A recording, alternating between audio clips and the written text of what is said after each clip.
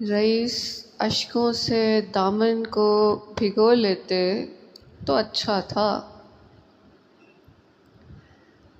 حضور دوست کچھ گستاخ ہو لیتے تو اچھا تھا۔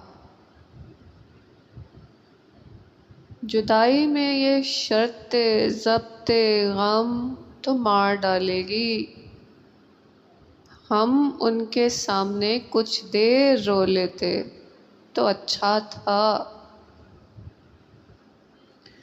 بہاروں سے نہیں جن کو توقع لالا و گل کی، وہ اپنے واسطے کانٹے ہی بو لیتے تو اچھا تھا۔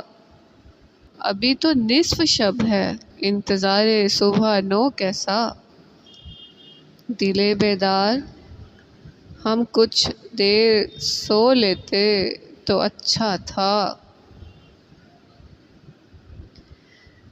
قلم روداد خون و اشک لکھنے سے جھجکتا ہے، قلم کو اشک و خون میں ہی ڈبو لیتے تو اچھا تھا۔ فقط ایک گریہ شبنم کفایت کر نہیں سکتا، چمن والے بھی کبھی جی بھر کے رو لیتے تو اچھا تھا۔ چراغ کارواں تک کھو گیا، اب سوچتے یہ ہیں کہ گرد کارواں کے ساتھ ہو لیتے تو اچھا تھا۔